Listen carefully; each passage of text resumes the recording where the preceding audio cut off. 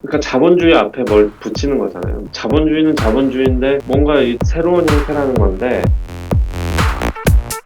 너네는 자본주의를 대체 어떻게 정의하는 거냐. 이윤극대화의 원리, 경쟁의 원리 그런 것들이 지배하는 게 자본주의다라는 식으로 좀 더 추상적으로 일반적으로 정의를 해버리기 때문에 마르크스에서는 그렇지 않잖아요. 부동력이 상품화가 돼서 생산수단을 소유하고 있는 일부의 자본가 집단들이 권력을 독점하고 있는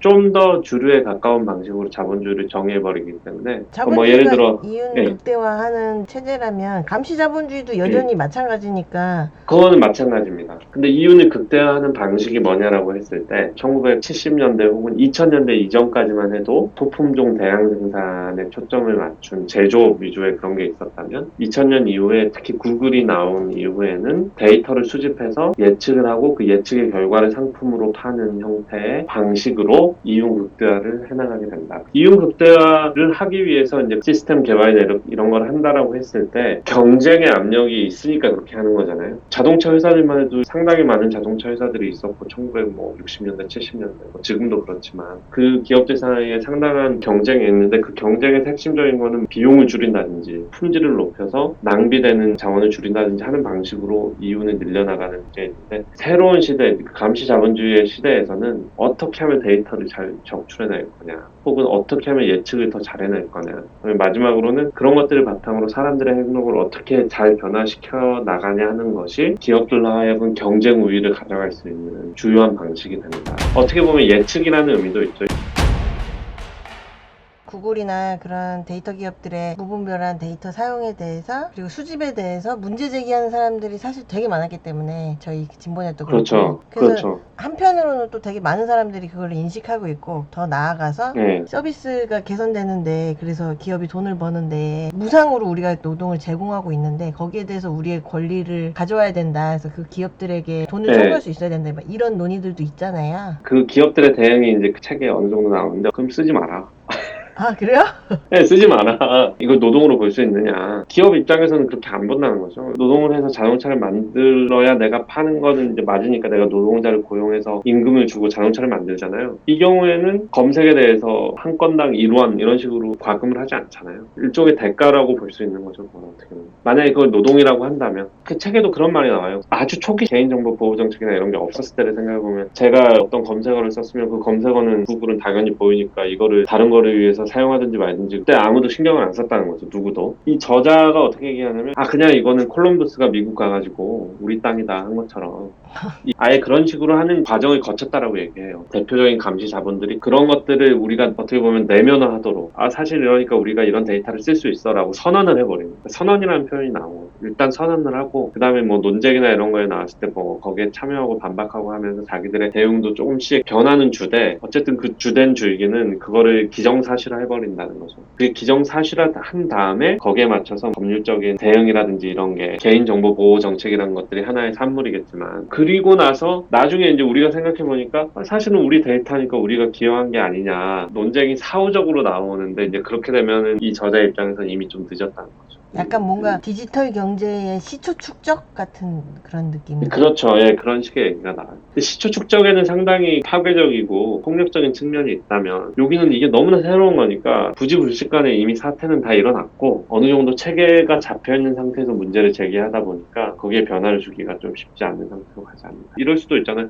우리가 사용자의 정보 수집에 동의한 사람한테는 한 달에 10,000원씩을 주겠다. 그렇죠. 그런 식의 대안 자체가 전혀 고려될 수 없는 상황으로 아예 가버린 거죠. 근데 이게 상황적으로 다 끝난 게 아니고 오히려 앞으로 더 기업들이 가져가야 될 데이터가 무궁무진한 거잖아요. 여전히 그렇죠. 예. 인공지능 아직도 예. 개발도 별로 안 됐고 그렇기 예. 때문에 지금에서 논의한다고 해서 별로 늦었을 것 같지는 않은데 거기에 반대하는 입장에서는 무궁무진하게 할 수 있는 얘기가 있는데 기술 만능주의라는 그런 것도 분명히 있으니까 예를 들어서 구글 같은 경우에 이미지가 좋은 편이잖아요. 전체 인구를 놓고 보면 구글이 하면 테라는 괜찮을 거야 라는 식의 인식이 만연해 있다는 거죠. 근데 재밌는 거는 애플에서는 자기 브라우저가 여러 사이트를 도는 트래킹을 못하게 한다거나 디바이스 핑거프린팅을 못하게 하는 이런 것들을 우리는 구글 같은 회사하고는 다르다는 식으로 해나가는 것도 저는 재밌는 것 같아요. 그러니까 그것도 일종의 경쟁 전략이라는 거죠. 구글이 감시 자본의 특성을 가지고 계속해서 세력을 넓혀나가고 있으니까 그거를 견제하기 위해서 단지 어떤 정보 보안에 민감한 개인들이나 단체들만이 아니라 상당히 규모가 있는 대기업에서도 강하게 구글의 그런 행위들을 비판해 나가는 거죠.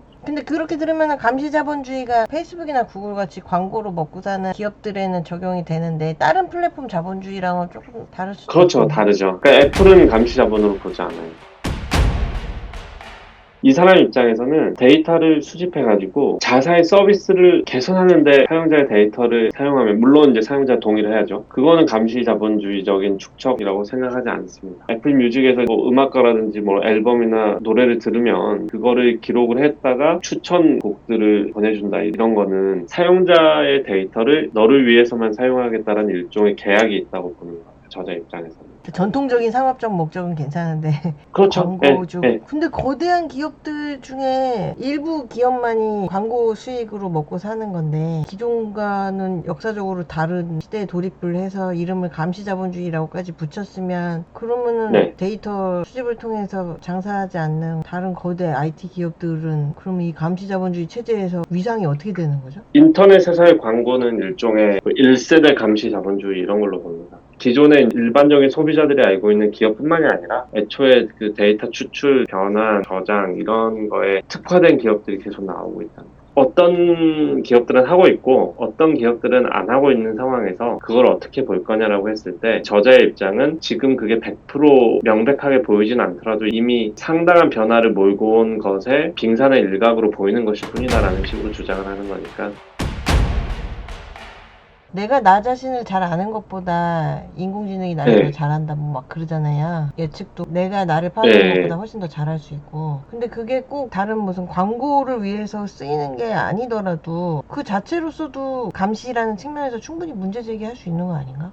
그렇죠. 그게 그 저자의 주장이기도 합니다. 그러니까 그게 광고에서 시작을 했는데 그게 단지 웹에 국한된 게 아니라 실물적인 세상에서도 계속 그런 감시가 더 확장되고 있고 게다가 아까 그 페이스북 분석에서 나온 것처럼 페이스북은 우리 삶을 공유하기 위해서 하는 건데 그 데이터를 이용해가지고 그 사람을 프로파일링하고 마치 범죄자 프로파일링 하는 것처럼 비슷한 거죠. 그거 자체에 대해서 인권이라는 의미에서 문제를 제기하죠. 그래서 어떻게 얘기하냐면 19세기, 20세기의 산업자본주의가 자연에 대해서 엄청난 악영향을 끼쳤다면 21세기의 감시자본주의는 인간 본성에 엄청난 부정적 영향을 미치고 있다. 그런 식으로 얘기해요.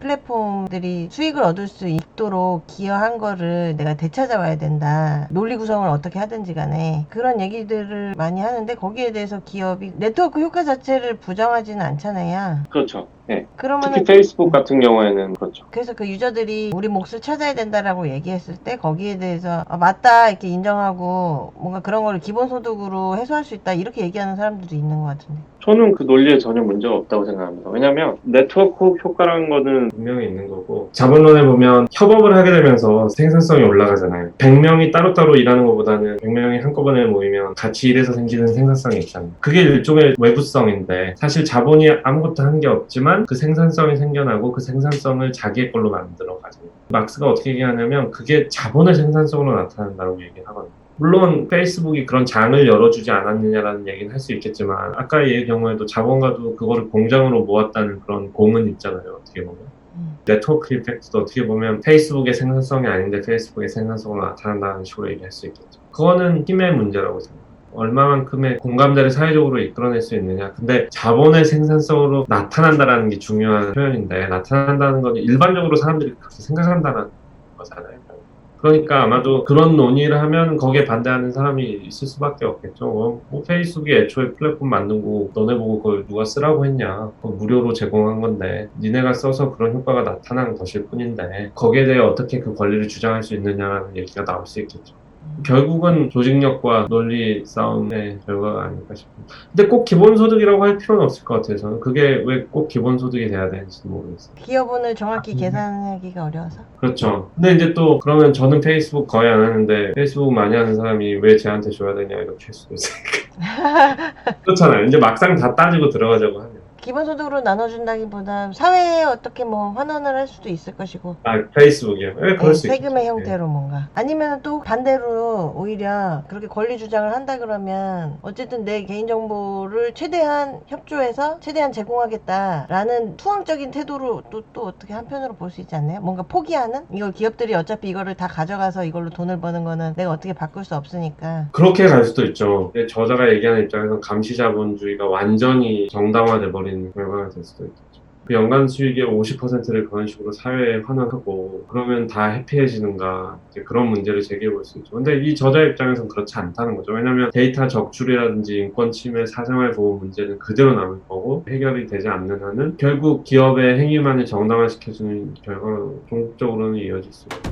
그런 얘기들을 하는구나. 독점 경향에 대해서도 얘기를 좀 하나요? 독점이라는 거는 얘기는 하는데 그 독점은 좀 약간의 낡은 틀이라고 생각합니다. 기업들이 데이터를 확보하는 게 가장 중요하기 때문에 그러면은 더 많은 사용자를 더 확보를 해야 되고 필연적으로 독점 경향으로 갈 수밖에 없다. 뭐 이렇게는 얘기를 하는 거예요? 그런 얘기는 잘 하지 않습니다. 그러니까 기존에 독점 아. 얘기하는 게 그런 거잖아요. 예, 그러니까 어떤 기업이나 독점을 하고 싶어 하잖아요. 독점을 하면 수익이 올라갈 수밖에 없으니까 경쟁자가 없고 내가 이 시장에서 1등이 돼서 대부분의 사용자들에게 내 서비스를 제공하고 있다. 그러면 그건 너무나 좋은 거니까. 근데 그거는 구글이 검색 시장을 독점하기 위해서 데이터를 적출한다라고 보는 개념이 아니라 데이터를 적출해서 다른 수익을 만들고 권력을 확보하고자 한다라는 관점에서 접근하기 때문에 독점 자체는 뭐 그렇게 근데 뭐 서문에서 독점이나 프라이버시 뭐 이런 문제들로는 설명할 수 없는 더 근본적인 자본주의의 변화가 있다. 뭐 이런 얘기를 하던데. 근데 사실 여전히 뭐가 이렇게 근본적으로 다르다는 건지 사실 잘 모르겠어요. 저도 근본적으로 다르다고 생각하지 않습니다. 그 선생님 어떻게 생각하시는지 비판해 주세요. 근데 저는 상당히 논리적으로 의미가 있는 시도라고 생각이 되거든요. 자본주의라고 해서 근본적인 변화라고 한다면 개인의 이거를 넘어서는 거잖아요. 개인의 의지나 의도가 아니라 아예 세상이 그런 식으로 바뀌었다는 건데, 뭐 데이터가 중요하다는 얘기는 누구나 다 하는 거잖아요. 거기에는 아무런 새로운 게 없고, 뭐 저도 회사에서 일하지만 회사에서 뭐 데이터를 그러면 어떻게든 사용자가 모르게 확보해봐 이런 식으로 전혀 접근하지 않거든요. 뭐가 그렇게 새로운 거냐라고 하면 막상 새로운 건 없죠. 근데 이분이 말하는 수준에서 얘기를 하면 데이터가 중요하다라는 식의 얘기는 또 얼마든지 할 수 있잖아요. 근데 이분은 아무래도 사회학자이기 때문에 이게 권력 관계에 어떤 식으로 영향을 미치느냐를 계속 얘기하고 싶어 하거든요. 그런 면에서 잠시 자본주의다라는 식으로 얘기를 한 것 같고, 그게 아니면 초반부에 얘기하신 대로 4차 산업혁명 이런 식으로 갈 수도 있는 거죠. 4차 산업혁명은 좀 약간 가치 중립적이잖아요. 근데 이분은 그게 나쁘다라는 얘기를 하고 싶으니까 일단은 늦었다고 생각을 하는데, 저는 이 데이터 적출하는 수준이 우리 삶 전체 되면서 감시 자본이 결국은 세상 모든 것을 알려고 하는 수준까지 간다라는 되게 디스토피안적인 얘기까지 하죠. 그래서 전체주의적 성향까지 보일 수 있다라고. 우버나 배달 앱 뭐 그런 예. 것들이 다 사용자 수요를 미리 예측해가지고 노동자들을 뭐 예. 자르고 그 노동을 관리를 하잖아요. 감시자본주의 얘기하면 그런 얘기를 할 줄 알았거든요. 그것도 감시 자본주의 사례가 되는 게 그 사용자의 데이터라든지 위치를 활용을 해가지고 예측을 하는 거잖아요. 근데 선생님 엄청 재밌게 읽어가지고 칼럼에 소개까지 하신 거잖아요. 네, 재밌게 읽었어요. 그게 좀 신선했어요. 100% 동의된다기보다는 만약에 정말 데이터 확보가 전체 목적이었을 때 그런 관점에서 과거를 돌이켜본다면 어땠을까? 예를 들어 스마트 시티 같은데 구글이 참여한다 그러면 구글이 거기서 돈 벌려고 참여하진 않죠. 그럼 이 사람들이 뭘 하려고 하는 걸까? 구글이 안드로이드를 사서 안드로이드를 무료로 배포하잖아요. 물론 애플하고 싸우기 위한 것도 있겠지만 사실 삼성이라든지 LG나 기업들에서 라이센스 피를 받을 수도 있는데 그걸 무료로 배포했잖아요. 이 저자의 논리에 따르면 그런 모바일 OS를 가지고 있으면 데이터를 하는데 엄청나게 도움이 된다라는 차원에서 이제 그걸 보는데 또 일리가 있다는 생각이 들더라고요. 그게 아니면 왜 저거를 공짜로 했을까? 왜 했을까라는 물음을 던질 때 데이터라는 관점에서 출발했을 때 어떤 재밌는 답이 나올 수 있을까? 이제 그런 게 이제 좀 흥미롭고. 그다음에 미래에도 대규모 IT 기업들이 어떤 중요한 의사결정을 내릴 때 그걸 이해할 수 있는 하나의 틀을 제공하지 않는가. 틀이 맞냐 틀리냐를 떠나서 이 주제가 워낙에 추상적인 것들이 많아서 이게 뭐 의미가 있었는지 모르겠어요. 일단 이 책을 읽어야 되나 말아야 되나 판단하는데 되게 큰 도움이 될 것 같아요. 일단 네. 책이 너무 두꺼워가지고 그렇죠. 저는 책을 샀기 때문에 오늘 선생님이 또 그렇구나. 얘기해 주셔가지고 읽을 수 있을 것 네, 같아요. 네.